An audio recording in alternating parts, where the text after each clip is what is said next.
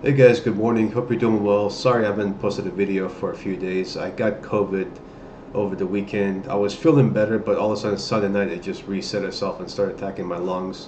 Still halfway today, but I want to get this video in before you guys continue your week. So as you guys noticed, last week was a pretty red week in the market. This time around, President Trump's tune is a lot different than it was his first term. So his first term, he had a lot of positive things to say about the market and investments and overall economy. This term is much more concrete sounding. So he's really focused on the tariffs and the long-term outlook for the U.S. So that's why you're seeing the markets keep pulling back every single day. Now, of course, it's bad for investors like us because our portfolios turn pretty red.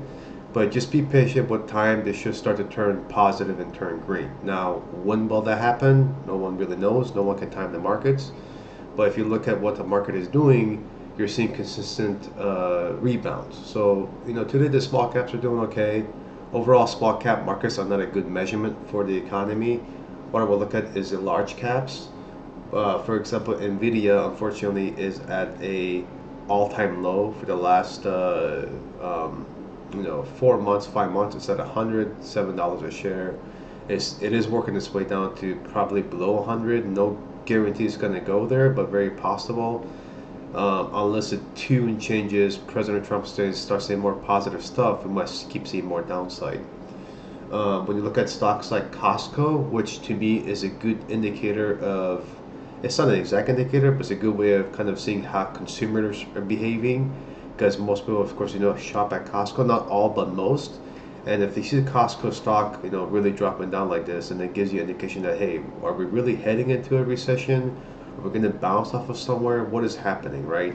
So Costco has been trading above $1,000 for some time now. Now we're below 1,000 for the first time in months. So now let's see if we can regain that 1,000 mark. Other than that, if you guys decide to trade this market, make sure that you use dilution tracker.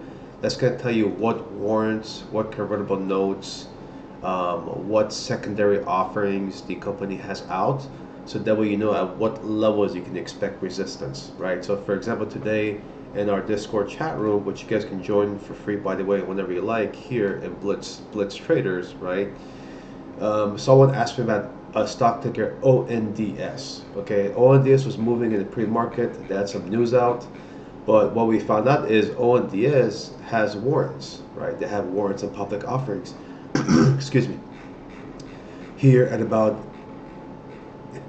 80 cents a share, right? So if that's the warrants and convertible notes, when the market opens, you're going to see a lot of resistance anything above 80 cents, because essentially all these people that bought in for that $90 million price tag, another round of 11.5 million, they're all going to start selling into the market. So what that's going to do is create negative pressure, right? So on a day like today, where the market is overall bearish, momentum is low, you're going to start to see negative pressure in the stock price decline. Now, if the momentum was strong and positive, now let's say we're probably potentially going to see higher highs as the market opens beyond the 80 cents and higher.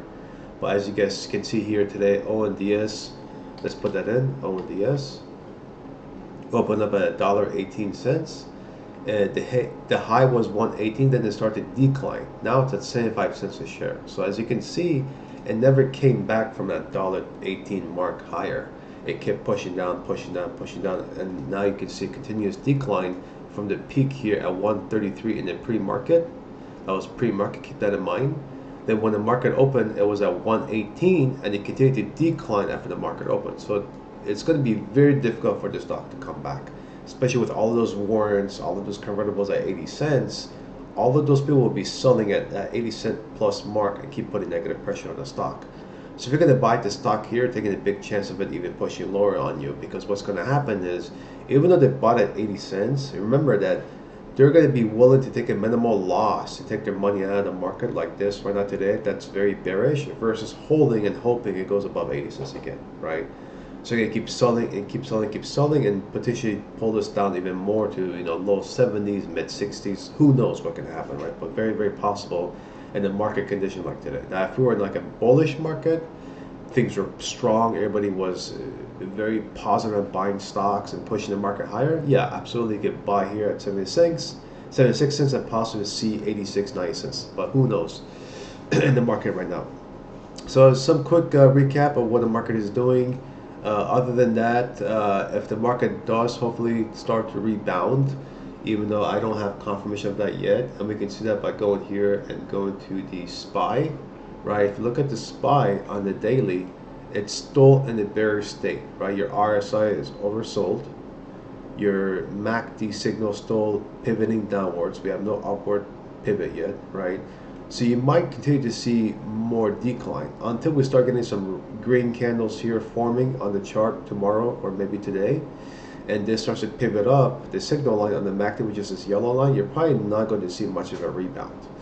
Now, one thing I can tell you is based on historical trends, when you start to see a rebound in the market, the first things that benefit from that are stocks in the industry and category of gold and oil and gas, right? So those are usually the first things that start to really benefit from the market rebound, because remember that gold, oil, and gas are going to have the most concrete consistency across investment verticals. So as soon as you see this market rebound, you're going to see those places start to accumulate volume first. It's not guaranteed, but based on market trends and the past performance, that's what's happening, guys. So don't think it's going to happen again this time. That's not necessarily accurate. But based on trends of what's happened in the past, that may happen again. So you maybe want to look at some oil stocks or gold stocks or natural gas stocks to maybe make some profit back on your money. That's pretty much it. Please, as always, remember to support our channel. Like this video, send me some comments, ask me some questions, and please remember to subscribe. Thank you very much, and I will see you guys on the next post.